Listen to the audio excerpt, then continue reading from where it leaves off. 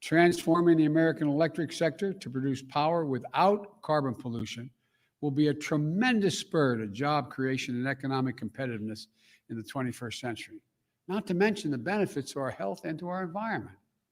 Already, 84% of all new electric capacity planned to come onto the electric grid this year is clean energy.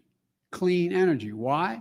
Because it's affordable, because it's clean, because in many cases it's cheaper, and it's where we're keeping up. They're keeping up.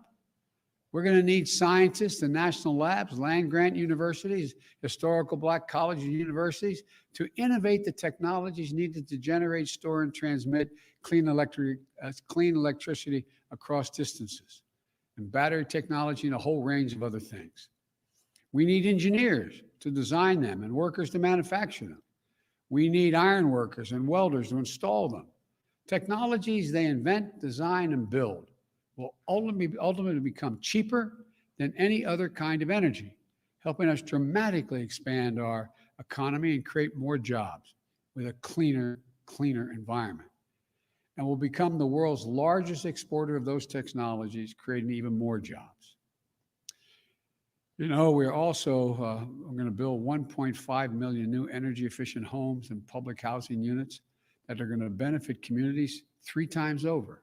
1, by alleviating the affordable housing crisis. 2, by increasing energy efficiency. And 3, by reducing the racial wealth gap linked to home ownership. We're also going to create more than 250,000 jobs to do things like plug the millions of abandoned oil and gas wells that pose an ongoing threat to the health and safety of our communities.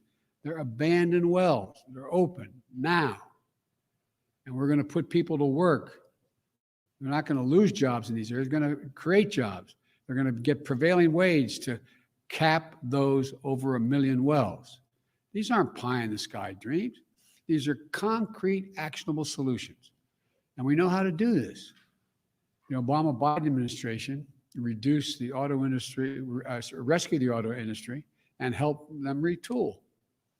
We need solar energy, cost competitive with traditional energy, weatherizing more. We made it cost competitive, weatherizing more than 1 million homes.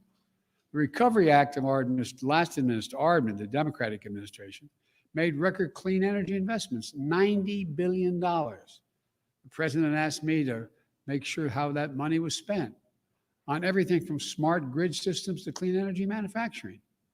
Now, the Biden-Harris administration is going to do it again and go beyond. The executive order I'll be signing establishes a White House Office of Domestic Climate Policy, and it'll be led by one of America's most distinguished climate leaders, former EPA Director Gina McCarthy. As the head of the new office and my national climate advisor, Gina will chair the National Climate Task Force, made up of many members of our cabinet, to deliver a whole of government approach to the climate crisis. It's not time for small measures. We need to be bold. So let me be clear. That includes helping revitalize the economies of coal, oil, and gas and power plant communities. We have to start by creating new good-paying jobs, capping those abandoned wells, reclaiming mines, turning old brownfield sites into new hubs of economic growth, creating new good-paying jobs in those communities where those workers live, because they help build this country. We're never going to forget the men and women who dug the coal and built the nation. We're going to do right by them. Make sure they have opportunities to keep building the nation in their own communities and getting paid well for it. While the whole of government approach is necessary, though, it's not sufficient.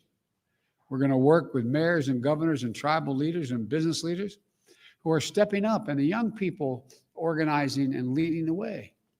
My message to those young people is you have the full capacity and power of the federal government. Your government is going to work with you. Now, today's executive order also directs the Secretary of the Interior to stop issuing new oil and gas leases on public lands and in offshore waters wherever possible. We're going to review and reset the oil and gas leasing program.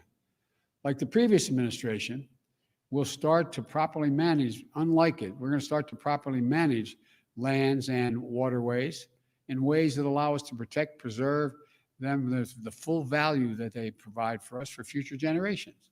Let me be clear, and I know this always comes up. We're not going to ban fracking.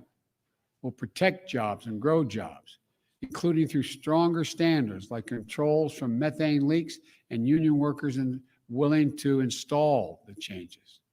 Unlike previous administrations, I don't think the federal government should give handouts to big oil to the tune of $40 billion in fossil fuel subsidies. And I'm going to be going to the Congress asking them to eliminate those subsidies. We're going to take money and invest it in clean energy jobs in America. Millions of jobs in wind, solar, and carbon capture. In fact, today's action is going to help us increase renewable energy production from offshore wind and meet our obligation to be good stewards of our public lands. It establishes a new modern-day civilian climate corps that I called for when I was campaigning to heal our public lands and make us less vulnerable to wildfires and floods.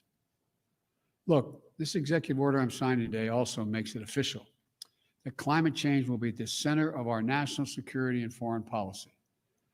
As Secretary Kerry, as our special presidential envoy for climate, with him, the world knows how serious I am about by appointing one of America's most distinguished statesmen and one of my closest friends speaking for America on one of the most pressing threats of our time. John was instrumental in negotiating the Paris Climate Agreement that we rejoined, this administration rejoined on day one, as I promised. And today's executive order will help strengthen that commitment by working with other nations to support the most vulnerable to the impact of climate change and to increase our collective resilience.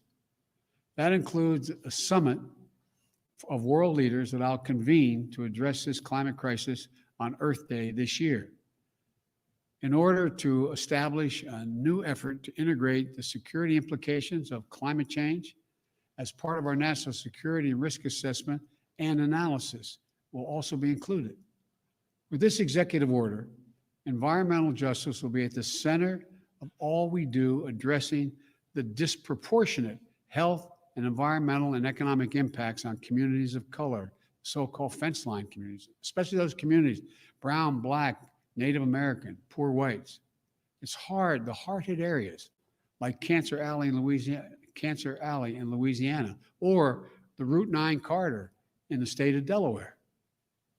That's why we're going to work to make sure that they receive 40% of the benefits of key federal investments in clean energy, clean water, and wastewater infrastructure. Lifting up these communities makes us all stronger as a nation and increases the health of everybody. Finally, as with our fight against COVID-19, we will listen to the science and protect the integrity of our federal response to the climate crisis.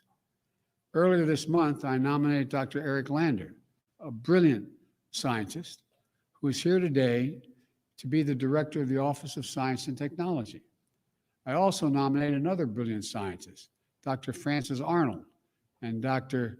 Maria Zuber, to co-chair the President's Council of Advisors on Science and Technology, so-called PCAST, that President Eisenhower started 6 weeks after the launch of Sputnik.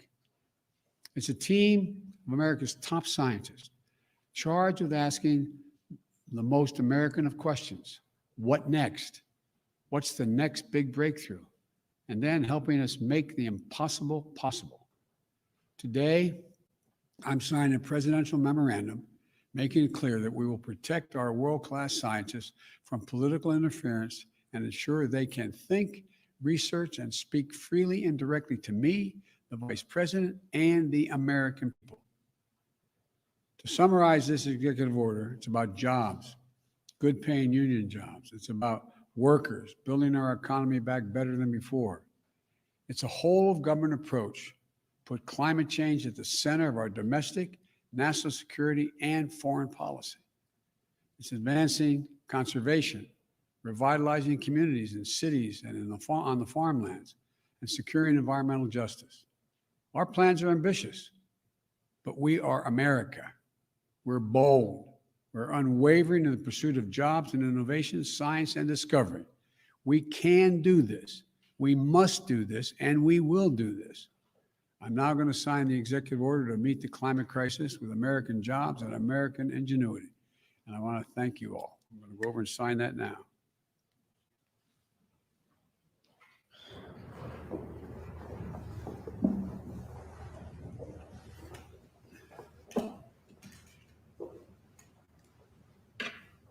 Use the right pens here.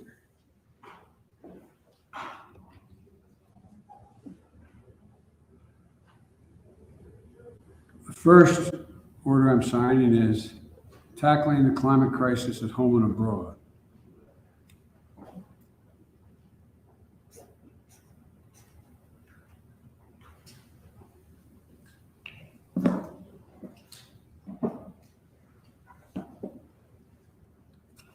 This next one, restoring trust in government through science and integrity and evidence-based policymaking.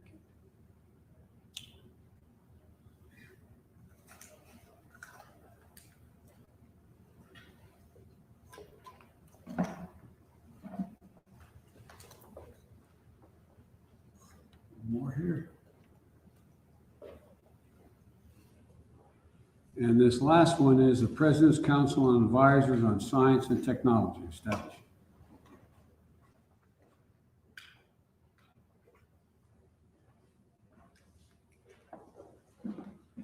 I thank you all for your time. Sir, what type of advices are you asking Thank you, Americans Brian. today? Thank you.